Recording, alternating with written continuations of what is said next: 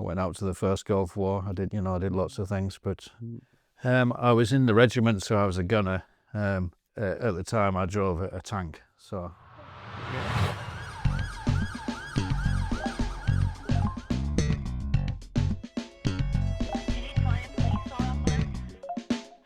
Welcome to another in the series of Life After the Pips. My name's Dave Galloway. I've got an in-person guest today. I'm really pleased to introduce you to Mark Dimelow. Thanks for coming, Mark. Dave, it's a pleasure always. Brilliant.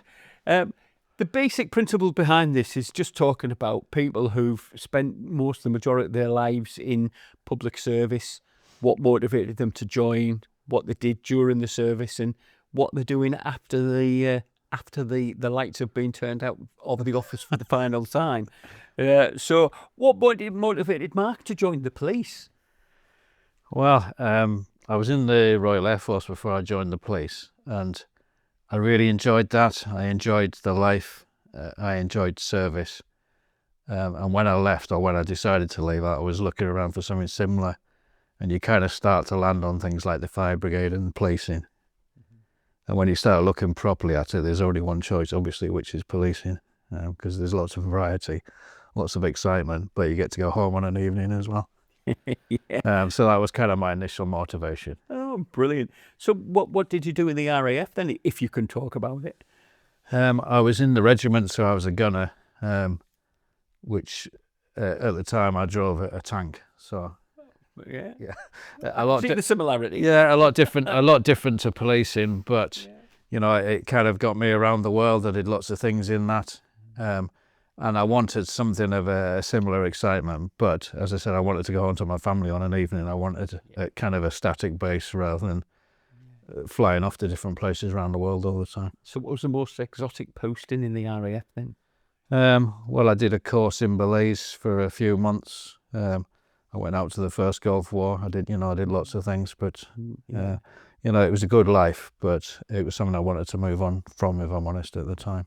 So I take it that the Gulf War would have prepared you for the mean streets of Middlesbrough then, Mark, didn't it? Nothing gets you anywhere near Middlesbrough, Dave. Or Stockton these days. Yeah. So you joined you were posted to Middlesbrough, and you came to a very, very high-performing, high-skilled shift, as I seem to remember. Yeah, it was exciting. I mean, I started off my life at North Ormsby when that was a response station. Mm-hmm. Ended up at Dunning Road when that still existed. That's gone as well now. Yeah. And there's a history of that in the RAF, and the places I've been to tend to shut down afterwards. Oh dear, Beckview.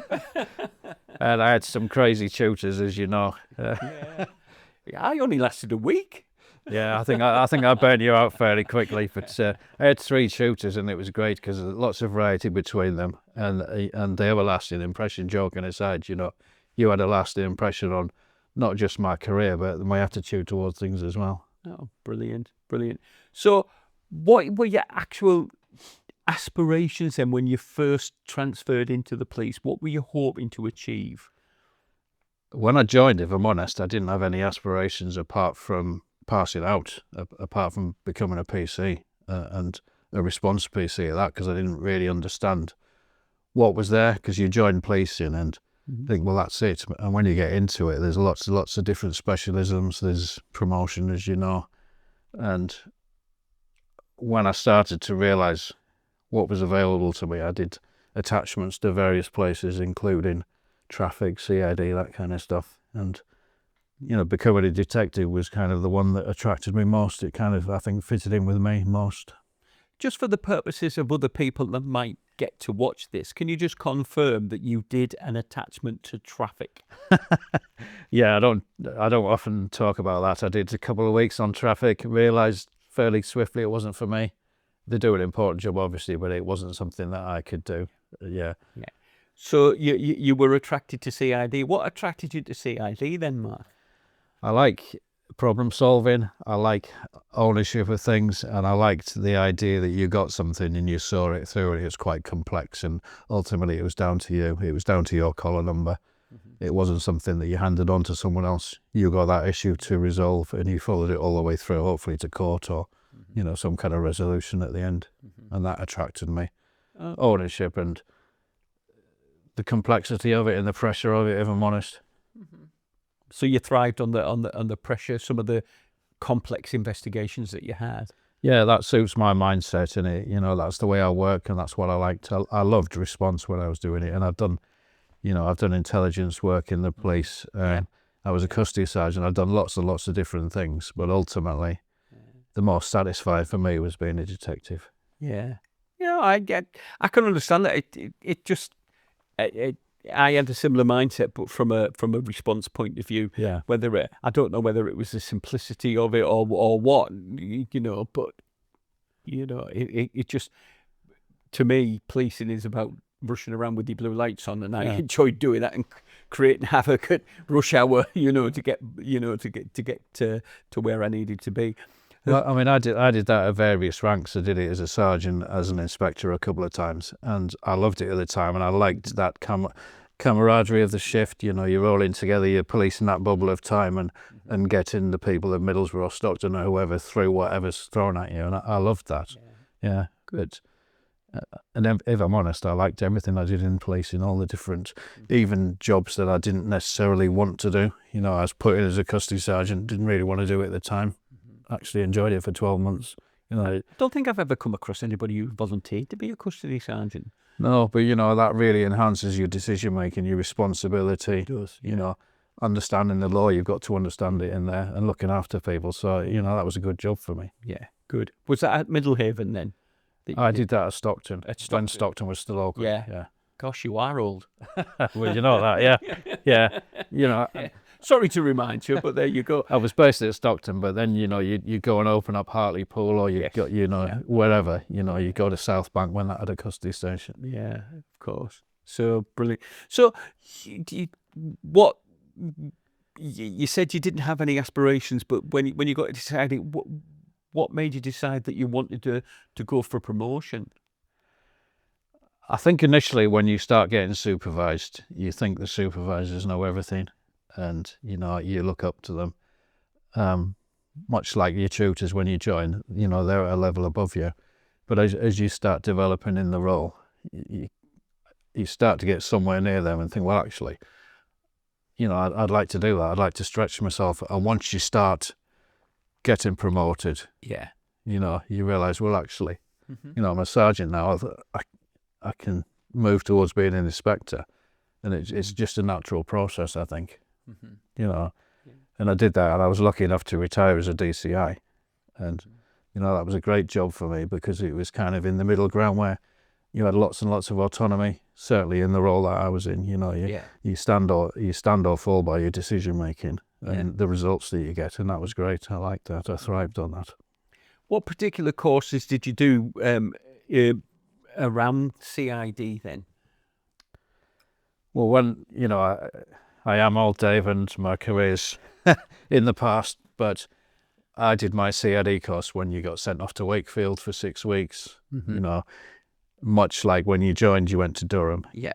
I did a similar thing to become a detective, and you go there and you learn it, but it's not just people from Cleveland. There's people from Manchester and North Yorkshire, all over the place. So you're mixing with people. Yeah. And that was great, because you start to understand, well, there's a bigger picture beyond the force I'm in. There's more to policing than that, and it opens up your eyes. So that was a great course. I did source handling courses. The SIO course was probably the most stretching for me, because again, you're not just a detective, you're a leader of detectives then. And that you're that pinnacle, you're the figurehead really of investigation. So that was the real challenging one for me. The SIO's course, yeah. There was that, and then the bolt-on to being an SIO was the kidnapping extortion SIO, again, which is, SIOs are reactive. K&E ones are proactive, because there's probably a life at risk or something like that. So, there's real pressure around that, and excitement as well, professionally and personally. Yeah. Oh, interesting stuff. In relation to, you talk about the pressure of being a supervisor, being an SIO. What sort of support was there available at the time then for you while you were in? I think support's evolving. At the time when I started, not an awful lot, if I'm honest. Policing's evolved massively. since then, because it's something I research, which I'm sure we'll talk about. But I know now, for example, that there's peer support networks. When I left, there was a working group which involved well-being and welfare for SIOs and supporting peers rather than judging each other. There was kind of genuine support, which is really, really important. Yeah. So it had gone away from being, if you made a mistake, it wasn't necessarily career defining. It was something that other people would learn on. Yeah. You get support around it, which is great, because that's kind of the sign of a mature organisation, if you like. Yeah. Very much so. Very much so. So when you started progressing through the ranks, what was there any specific leadership courses you were given then, or were you just told, "There's your stripes, there's your pips, get on with it"? Well, you get given your stripes and you're a leader, aren't you? It's just, that's it. There were courses, there's sergeants courses, inspectors courses, but I think you develop your own style as you go along, and that probably reflects on the positives and the negatives of people that have supervised you. I had some great supervisors, but equally I had some poor supervisors. Yeah. Not just in the way that they made decisions, but in the way that they treated people, and that influenced the way that or the style I wanted when I became a leader and a supervisor. In that I didn't want to belittle people, I wanted to support people. Yeah. And certainly in the last few years of my career, I was less interested in progressing myself, and I took more pleasure out of seeing other people progress. Other people developing their aspirations and getting to where they wanted to be, and that gave me genuine pleasure.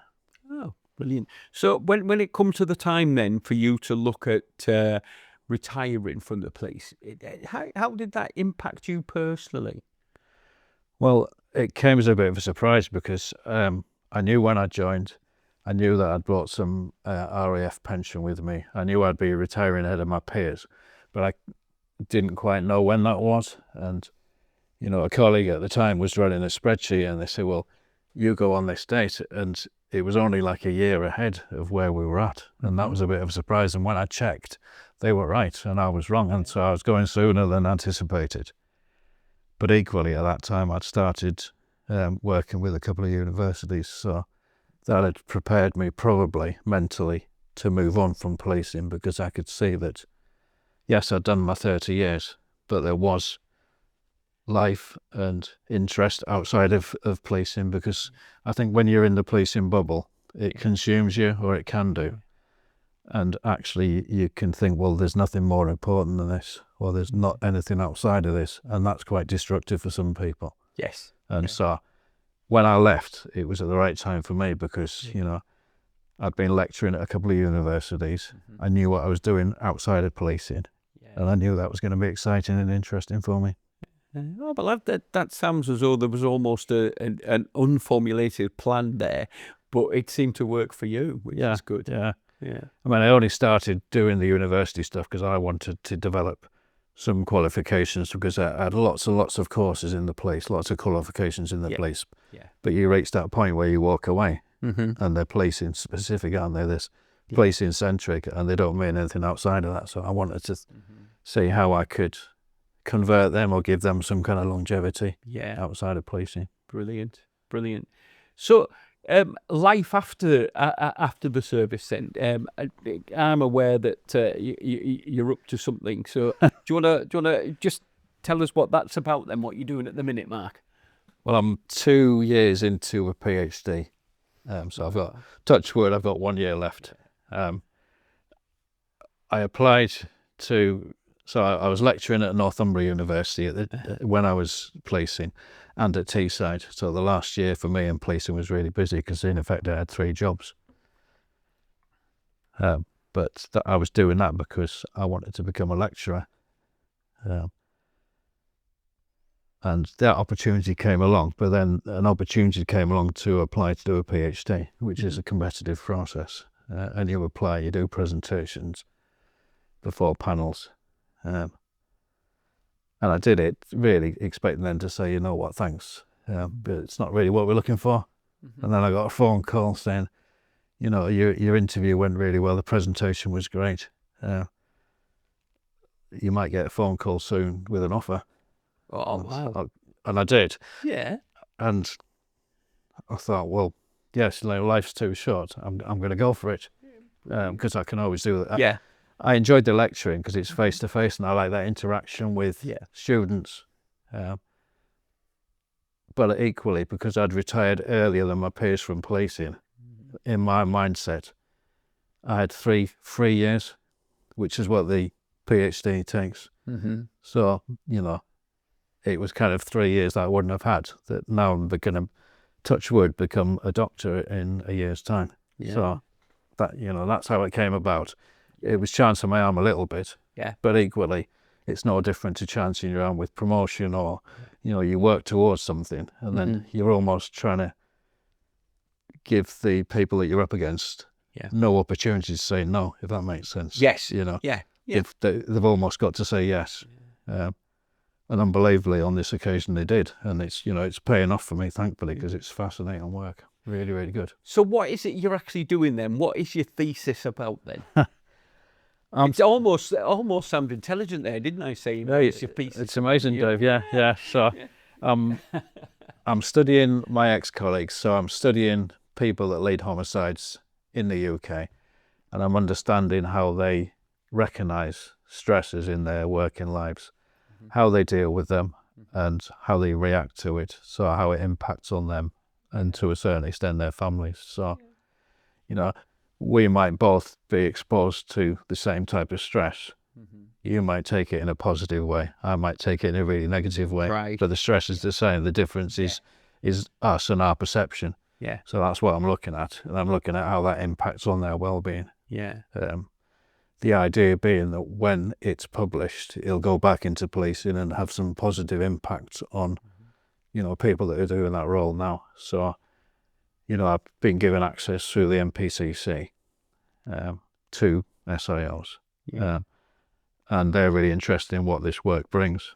You know, I've done a couple of talks at the Wellbeing Weeks of Action, for example, around a couple of police forces. I've got one arranged for later or earlier next year, where I'll go down and do a similar talk. You know, and it's all promoting that idea of peer support, well-being, positivity, and thinking that you're not alone half the time, because the SIO role is quite a lonely job.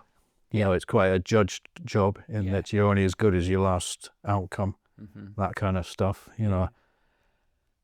And I think if the message can be got across that actually they're not alone, locally within the force, nationally, and internationally, actually, there's people that are interested in their well-being, interested in their support. I think that's a really positive outcome for me. So, you know, when I'm at home being really boring and just typing away and researching, in my mind there's a positive outcome which I'm working towards, as well as getting a qualification, but a positive outcome for people that I used to work alongside, hopefully.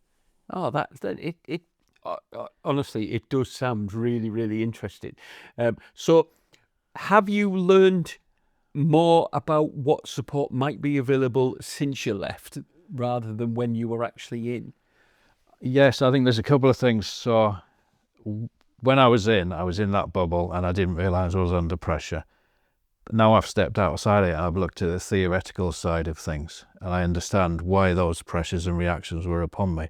I wish I'd understood the theory a lot more when I was actually when I was practically doing the role. I think that's really important.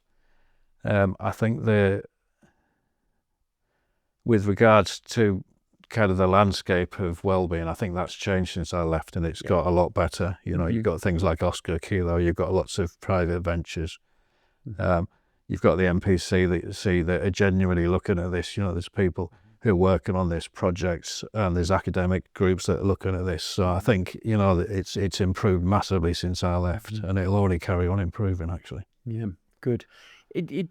Without going into sort of any great detail, what would you look back and say was the most challenging job you did as an SIO?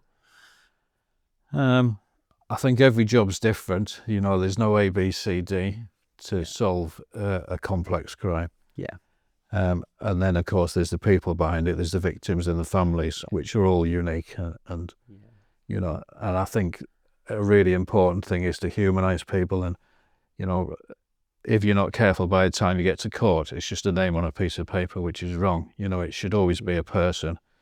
You know, and I think it's always important, for example, to have a picture up in an incident room with the victim. Right. Invite the families in when you can to actually, the families need to see that there's people behind the organisation, there's people behind the police badge working for them, but equally, detectives need to be motivated and see the families that they're working towards, you know, the gratitude that they have for these people, these professionals. So I think that's really important, just merging the two. Yeah. Oh, brilliant! Very Yeah, interesting. I've it's vital. never heard that one before about bringing people in. Yeah, I did that a couple of times Brilliant. towards the end of my career, and it's really impacted for both people because, you know, you get a lot of police who'll put bravado on, but actually when they're faced with the reality of a family, Yeah. and they don't often get that because usually it's just the SIO that meets the family. Yeah. You know, and that's really personally impacted on an SIO. Genuinely, you know, that's difficult, but if it's done in the right way, it can motivate people to work harder. So that's important. Just by way of finishing up then, Mark, can you remember any stories that stand out to you without embarrassing any of your tutors? You know, little funny stories that might have appeared in that magazine Dogbury. I think this is a really difficult one for me because, you know, policing's really, really a serious business. But the reality is, every day when I went to work, even when it was on homicide, there was humour in there through necessity. And, you know, they talk about dark humour and stuff like that. Yeah. It's not offensive humour, it's just coping strategies sometimes. Yeah. So I won't talk about a particular story, but every day I had a laugh or I had fun with people, even under really, really adverse circumstances, sometimes under immense pressure, or, you know, even if it, like a post-mortem or a kidnapping or something like that, there's humour in it through necessity. You know, you're doing a serious business, but you couldn't maintain the focus on delivering what you need to deliver unless there was a little bit of humour or a little bit of occasional release in it sometimes. Yeah. And the sort of stress releases that police officers tend to do, like used to in the good old days, used to play badminton. I seem to remember you were never very good at that. That was amazing. But you always used to come second, which was pretty. That was just out of respect for my tutor. Mark, it's been an absolute pleasure catching up with you. I wish you every success with your thesis. Thank you. It sounds very, very interesting, and I'd like to say I'd like to have a read of it, but you'd have to explain it to me in simple terms. Yeah, well, I'll dumb it down for you. Thank you very much for coming in today, Mark. I really appreciate that. Thanks for your time. Cheers. Thank you very much.